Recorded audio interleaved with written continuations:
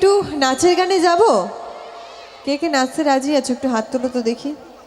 হ্যাঁ সবাই রিয়েলি?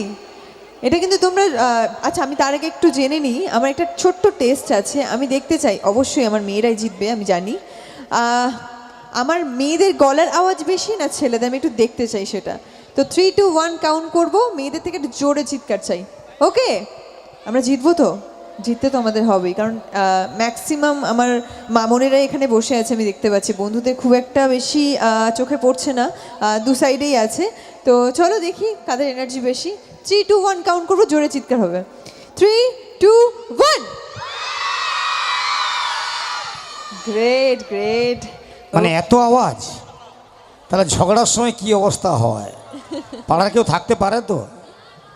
চলো একটা কথা অবশ্যই আমার বলা হয়নি, আপনারা সবাই জানেন যে আমাদের পূর্ব মেদিনীপুর বা মেদিনীপুরের যে কোনো শিল্পী যখন আসে ওনারা সবাই কিন্তু একটা কথা বলে যে পূর্ব মেদিনীপুর কিন্তু পশ্চিমবঙ্গের মধ্যে এটা অন্যতম একটা জেলা। আর এখানে যখন শিল্পীরা আসে শুধু হাতের তালি না, কণ্ঠ, আমি চাইবো হাতের তালিটা মেটাবার জন্য এভাবে হোক যেন পাশাপাশি 10 থেকে 20 টাকা জানতে পারে আজকে এখানে কালকে পরে প্রোগ্রাম হচ্ছে, সবাই একশো কেমন এই জোশটা যায় মাঝে মাঝে। আর একটা কথা আপনারা সবাই জানেন যে উনি কিন্তু ভালো অভিনেত্রী, তার থেকে সুন্দর গান। আরেকবার হাতের তালি হোক সবার কাছ থেকে মেটাবার জন্য। আচ্ছা ম্যাম একটু সম্বর্ধনা ব্যাপার আছে, একটু বরণ করে না দিন। দাঁড়াও, তার আগে তো ছেলেদের টেস্টটা নেওয়াই হবে ও, না, আচ্ছা। কথায় কথায় এভাবে গুলিয়ে ফেলো না। না নিশ্চয়ই। ওকে তো বন্ধুদের থেকে জোরে চিৎকার চাই। ওকে 3 2 1 কাউন্ট করব।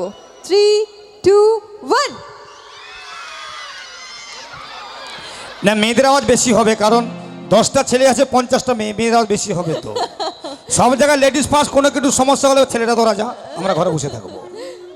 হ্যাঁ ওকে ওকে তো দেখবো মেয়ে বন্ধুদের থেকে আমি এটুকু আশা করব যে অনুষ্ঠানের শেষ অবধি কিন্তু এই এনার্জিটা চাই আমরা। অবশ্যই পাবো তো?